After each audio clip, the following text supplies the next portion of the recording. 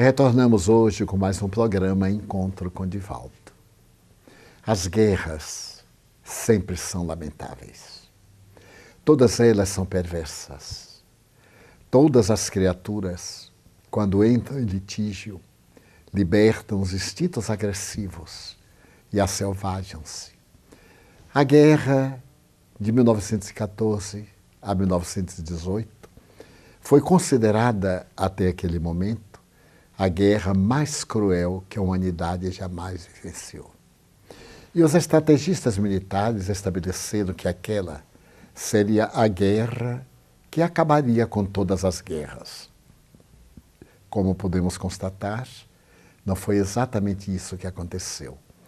Continuamos em belicosidade. As guerras sucedem-se, os atos de terrorismo, as perseguições derivadas da impiedade, do fanatismo religioso.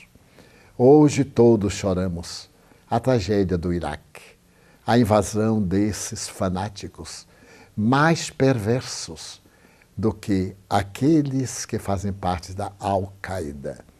Embora se diga que eles são um dos braços dessa mesma entidade cruel que transformou a parte do mundo, ou o mundo inteiro, no começo do século XXI. Então vivemos os estertores da agonia.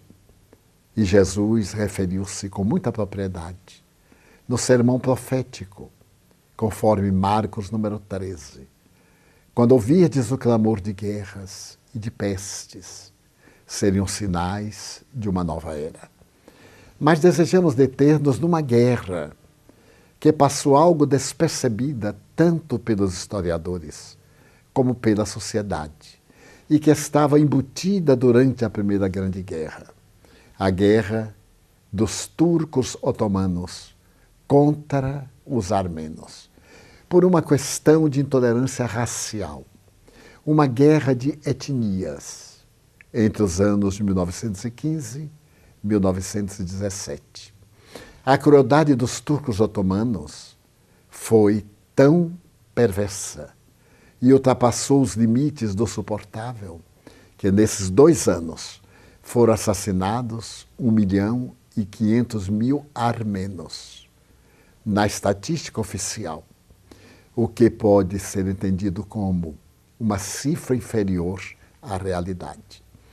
Mas nos iremos deter em um momento dessa calamidade, quando um dos chefes de grupo adentra-se por uma aldeia na Armênia, e invade uma casa. Ele, com seu pequeno grupo de soldados. Era um homem atarracado, a cabeça com um kepe, uma chibata na mão, a arma no coldre, na cintura.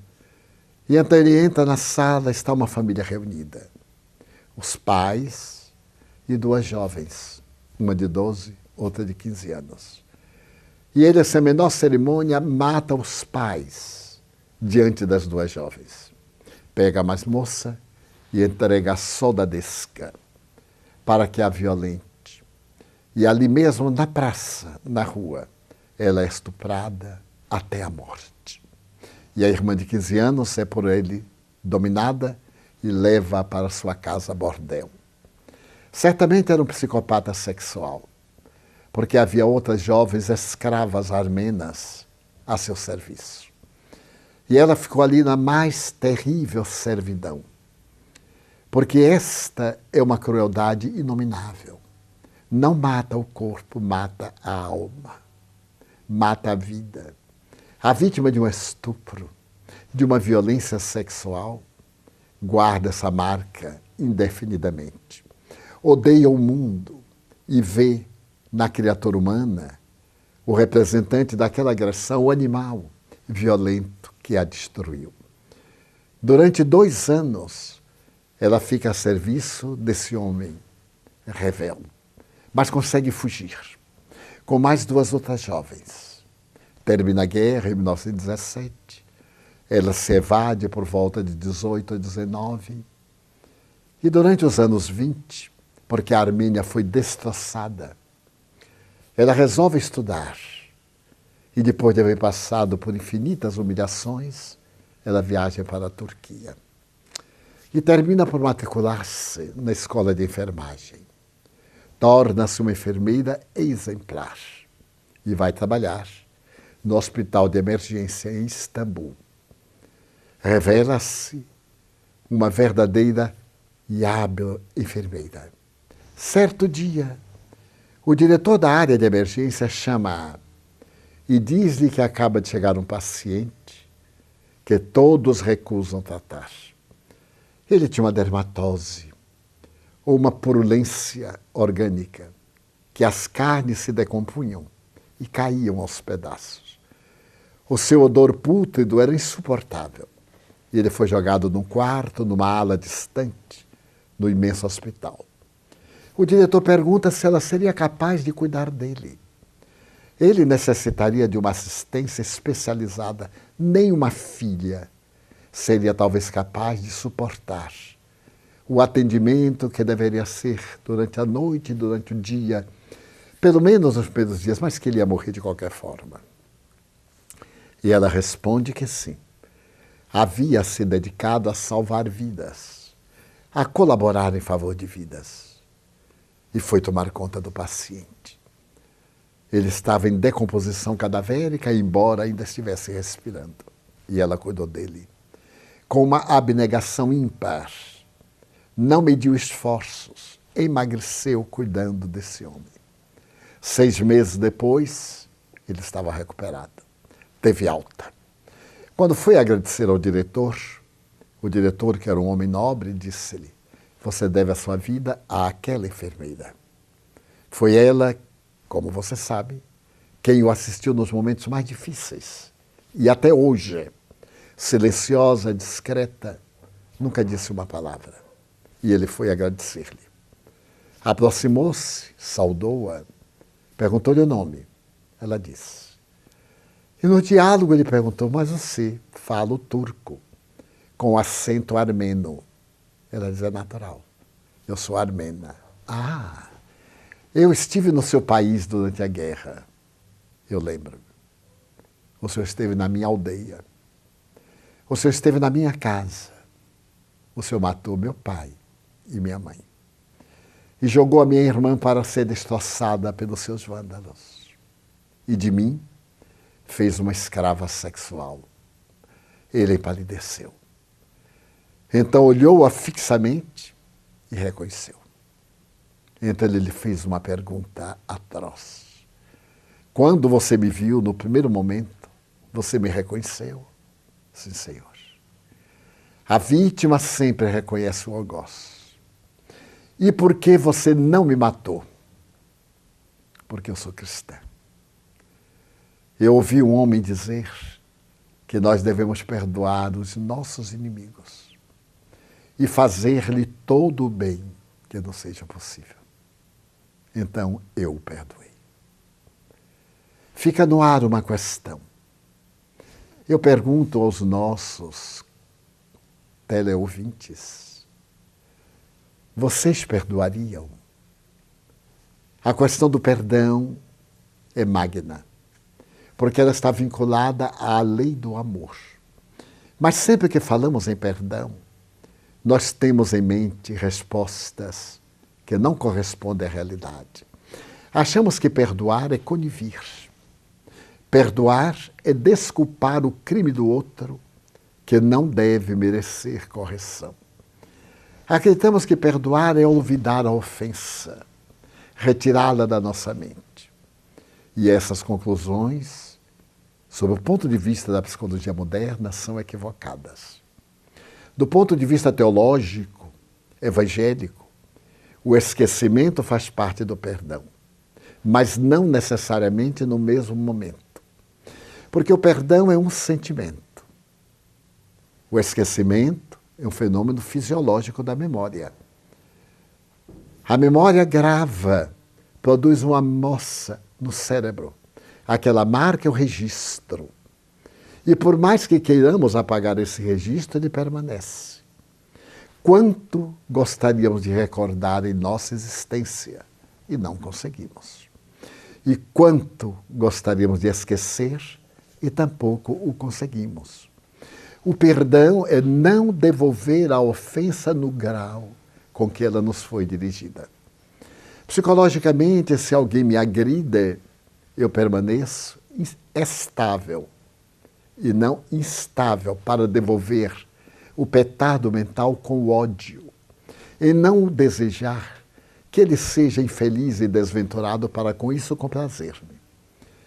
Então é o ato de nós não devolvermos o golpe cruel e covarde. Então esse é o ato de perdão. O esquecimento é uma tarefa que ocorrerá ao longo do tempo.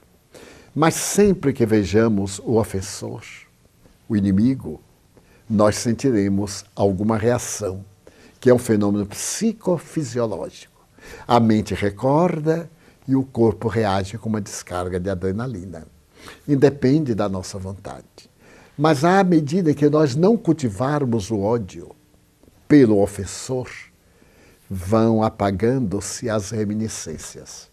Enquanto estamos com mágoa, nós estamos sendo manipulados pelo outro.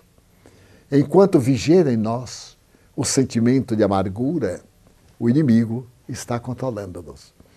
Então, o verdadeiro perdão é não discriminar o outro, não o deixar à mercê da nossa vingança, mas fazer um grande silêncio interior para permanecermos em nosso nível, enquanto ele desce a rés do chão do caráter moral.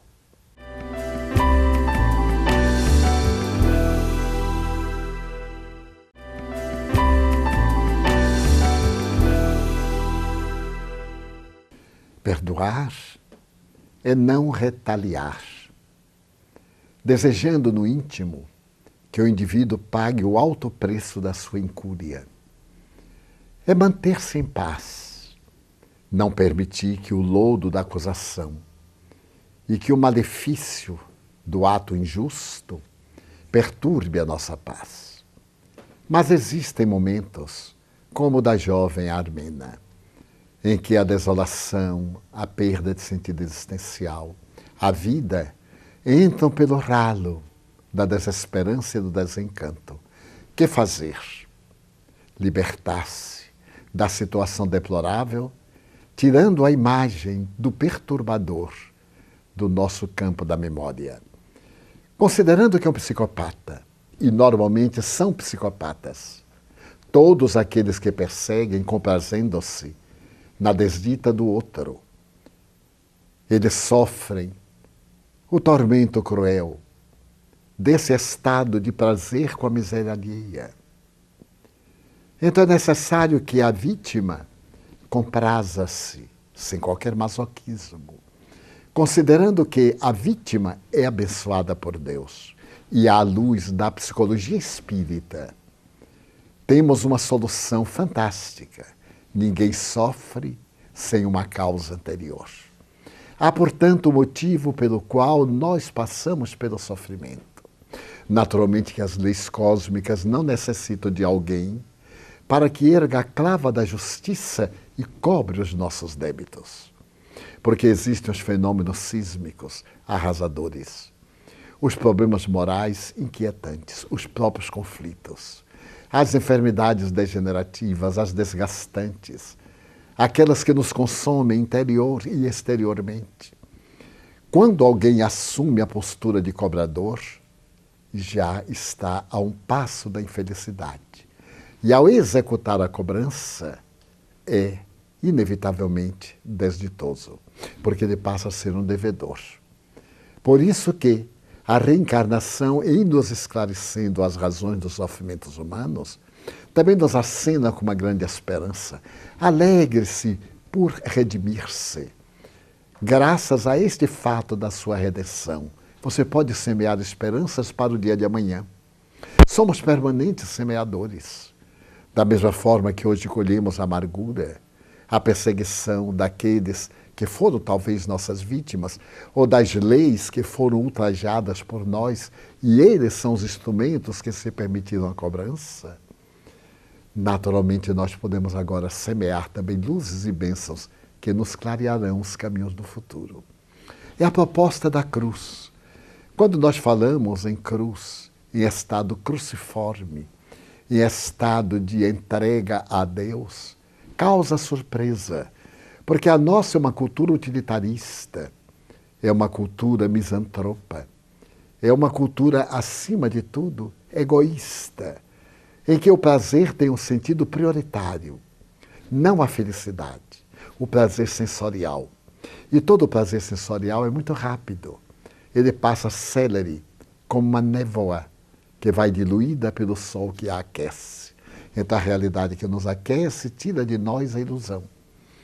Então é necessário que nós consideremos que estamos na Terra para um trabalho de renovação, de conquista de felicidade, também de prazer. As alegrias fazem parte do nosso contexto, como as tristezas. Mas quando somos abençoados por um grande sofrimento, vítimas de uma perseguição, como essa moça, por que ela? Por que seus pais? Por que sua irmã? Razões são exuberantes dos divinos códigos da justiça, que teriam eles feito em outra reencarnação.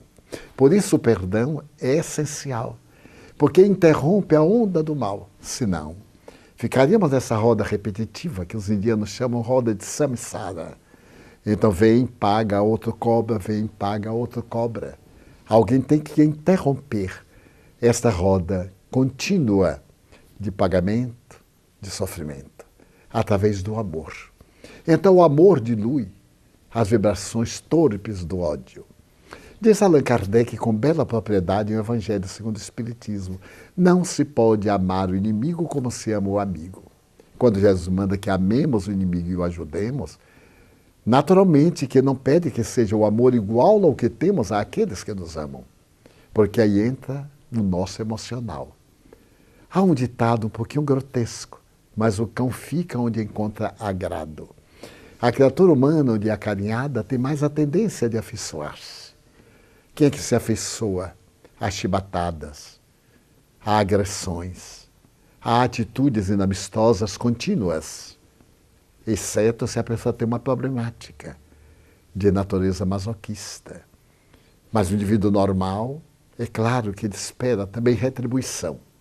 Mas na questão do perdão, é necessário que nós coloquemo-lo como sendo uma atitude interior de respeito ao outro, que tem o direito de ser infeliz porque assim o elegeu.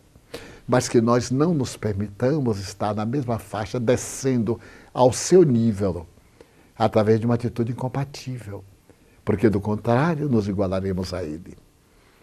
Na Áustria, como também na Alemanha, alguns judeus sobreviventes formaram grupos de justiceiros.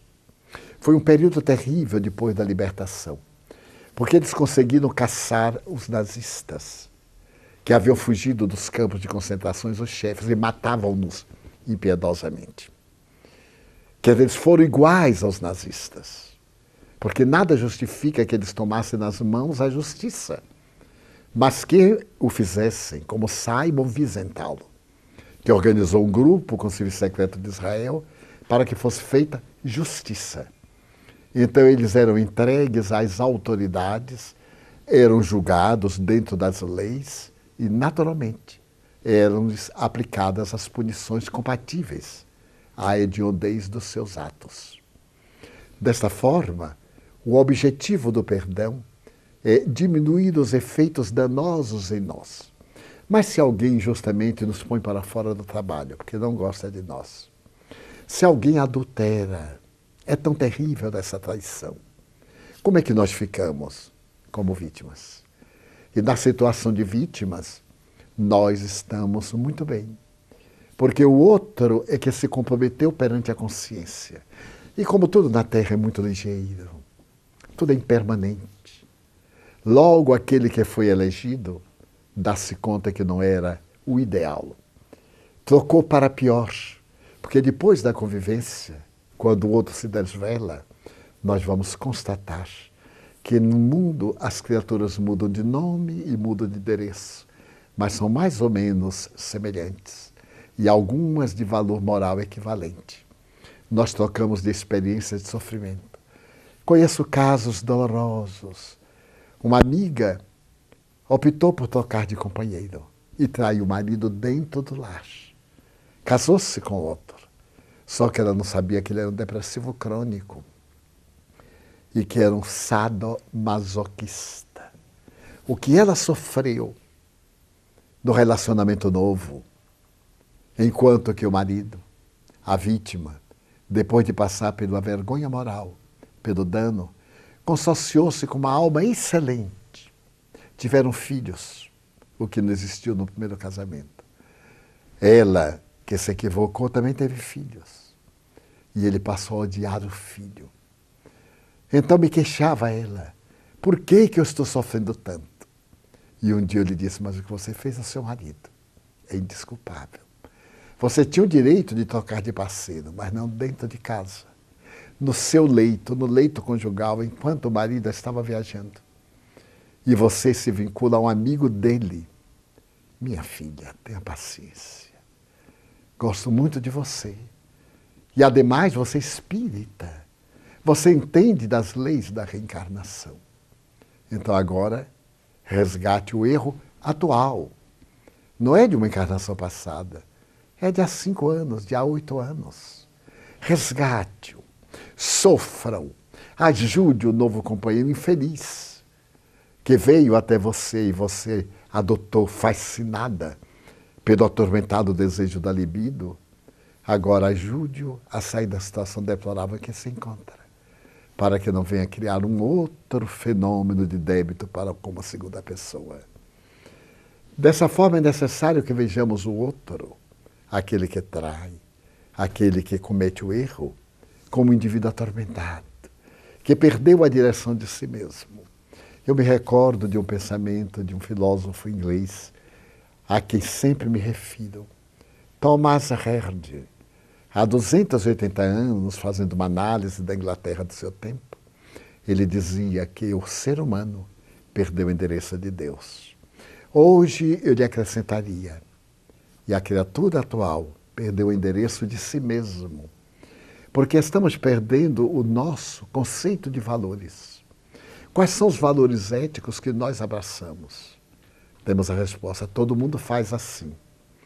Mas numa época de epidemia, em que a maioria está doente, saúde não é a epidemia.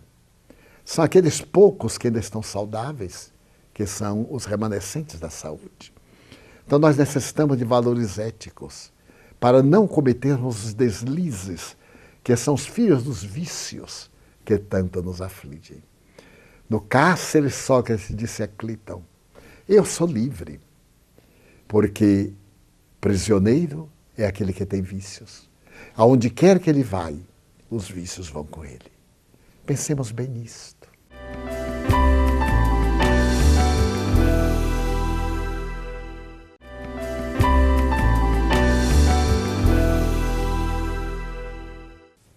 Quando nos recordamos do perdão e nos recordamos da mulher adúltera, quantas interrogações nos chegam. Se fora eu, perdoaria a mulher que me traiu, a quem eu confiei tanto. Então, naquela cena, quando é trazida a mulher surpreendida em adultério e atirada aos pés de Jesus, os fariseus, que eram hábeis na dissimulação, colocam o mestre numa situação difícil.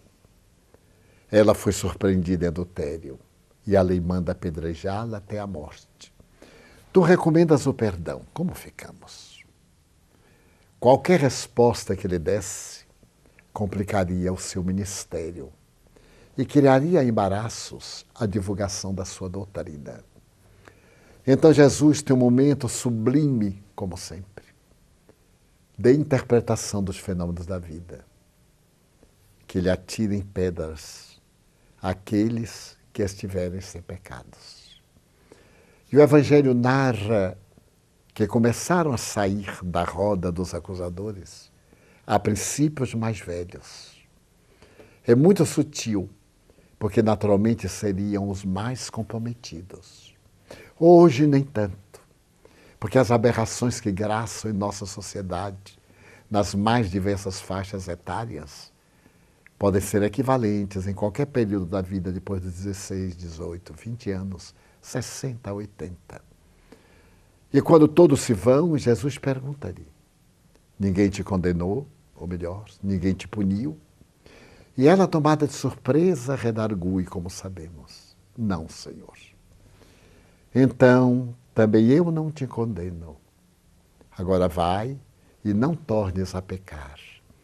A palavra pecado vem do latim peccatus, mas ela vem também da língua hebraica, que significa erro, tarefa não cumprida, interrompida. Que não voltes a cometer deslizes desta natureza. E o Espírito Amélia Rodrigues, em uma bela mensagem, diz que naquela noite Jesus estava em Betânia, na casa de Lázaro, Maria e Marta, quando a mulher, surpreendida em adultério, foi dialogar com ele.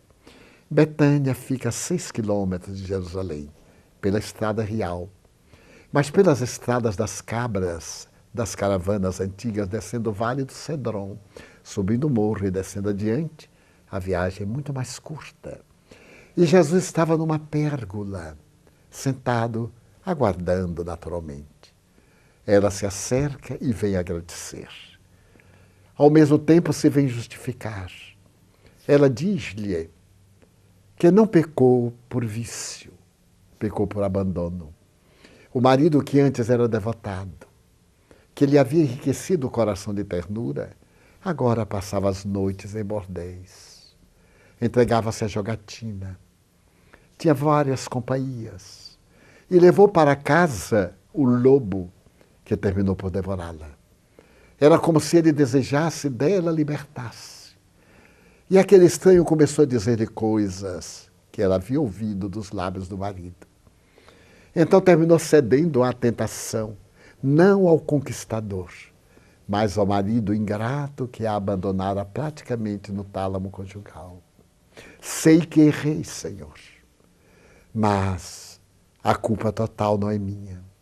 Fui abandonada, tinha sede de ternura e de compaixão, que ele não me atendia, mas espero redimir-me. E depois que Jesus apenas sorri para ela, e lhe pede que persista no bem, porque agora não tinha mais o direito de voltar ao erro, ela viaja e vai para terras estranhas, onde ergue um lar para criaturas desvalidas. Começa a dedicar-se a viajantes que tombaram no deserto, a pessoas esfemadas, a crianças abandonadas que sempre as ouve. Até o dia em que é levado à sua casa um homem com as febres, certamente febres palustres, e em delírio ele disse que estava procurando a mulher, a única mulher a que ele amou. Ele se recordava tanto dela, havia sido negligente, havia contribuído para a sua desgraça. Ele a acusara, mas ele não estava entre aqueles que iam tirar pedras. Porque atrás de qualquer mulher que tomba, há alguém que a derrubou.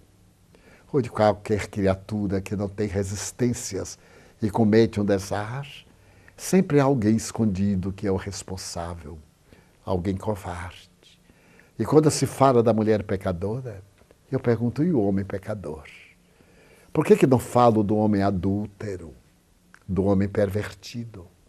Por causa do nosso machismo ancestral, do nosso preconceito, embutido no nosso inconsciente, colocando a mulher numa situação subalterna. E ela atende aquele homem com desvelo. Estava gasto pelas doenças, pela viagem longa. E então se recorda que aquele que está nos seus braços era o seu próprio marido. O que a levou à praça, que seria do infortúnio, e não se desvela, diz-lhe que tenha paciência, que Deus é amor, fala-lhe de Jesus. E no momento que ele tem de lucidez, ele diz, eu conheci este homem. Ele a perdoou. Em verdade, ele não a perdoou. Ele não a condenou, o que é muito diferente. Porque não podemos dizer que o errado é certo. Se ele perdoasse naquele sentido, não, isso não tem significação nenhuma, seria conivente. Ele somente não a puniu, que é a forma do perdão, não punir, não retribuir, mas não concordar com o ato infamante, com a atitude desairosa. E então ele diz, eu me lembro dele. Então volte-se para ele e conforta-o até o momento da morte, sem que ele soubesse que estava nos braços da sua vítima ou daquela que o havia traído. Então o perdão tem sutilezas, sendo que uma delas é não remoermos o mal que nos fizeram, colocando as luzes da compaixão. E sempre que vejamos o indivíduo, ao invés da ira, examinemos como ele deve estar atormentado. Toda vez também que ele nos veja, ele tem ideia do crime que cometeu. A consciência fica obnubilada, anestesiada por um tempo, mas um dia desperta, sempre desperta. E quando desperta, ela dá lugar a um dos maiores algozes da nossa vida, que é a culpa. A culpa se instala. Pode ser que nesta existência ela não se manifeste, mas na próxima, sem dúvida. Quantos de nós sentimos culpa de algo que não sabemos o que fizemos? Temos o complexo de inferioridade, temos o narcisismo, a timidez, evitamos relacionamentos, como quem tem medo de ser desvelado. Presença da culpa em nosso inconsciente profundo, ressumando lentamente numa atitude de autopunição. Por isso a psicologia do perdão é relevante. E o gesto da Armena esculpe-se-nos na alma como sendo o ideal. Termos a coragem e a força de não apenas perdoarmos o algoz, mas o ajudarmos no momento em que ele mais necessita. Porque os seus dias de glória, de triunfo dos otomanos, aqueles dias passaram. E na seção do tempo, quanto tem sofrido também a Turquia, inclusive na atualidade. Quantos desafios, quantas dores tem experimentado aquela parte do mundo que separa a Ásia da Europa. Exatamente aquele lugar que é a antiga Constantinopla. Então, entreguemos a Deus a clava da justiça. As leis encarregam-se. E tenhamos compaixão dos que nos ofendem, porque pode ser que eles não tenham a nossa resistência. E no momento do testemunho, eles experimentem uma angústia muito maior do que a nossa. Ou talvez falhem, entregando-se a atos de violência, de terrorismo, de agressividade e até mesmo de autodestruição física, tombando nas malhas cruéis do suicídio. Por isso necessitamos de perdoar e auto-perdoar-nos. É fundamental o auto-perdão. Nada de ficarmos autopunindo-nos. Se nós nos equivocamos, somos criaturas humanas e todos nos equivocamos. A única exceção é Jesus. Cabe-nos então o direito de darmos-nos conta do equívoco e não o repetir. Darmos-nos ensejo de corrigir. Sairmos da queda, levantarmos-nos, sem culpa, e não voltarmos à situação dolorosa que nos permitimos no momento de vigilância. Quantas pessoas estão autoconsumindo-se na culpa dos seus erros de um aborto, por exemplo, delituoso, que é grave, sem dúvida. Mas quantos meios existem para a reabilitação? Se o aborto tem um peso muito grande na economia da nossa realidade espiritual, o bem tem a força sublime da reparação. Anula todo o mal que fizemos. Ajude alguém. Socorra uma criança. Contribua para a sua educação. Favoreça com um sorriso, com um ato de gentileza. Ou entregue-se a Deus, se ainda é jovem, pedindo-lhe a oportunidade reparadora de ter nos braços aquele que recusou. Então o auto-perdão é tão fundamental como o halo-perdão. Perdoar, pois, não 7 vezes, mas 70 vezes, 7 vezes, o que equivale indefinitivamente. Então voltamos à questão inicial. Você perdoaria aquele algoz? Sim, perdoaria. Porque ele era profundamente feliz talvez com conflitos inomináveis, necessitado de compaixão. Até a próxima semana.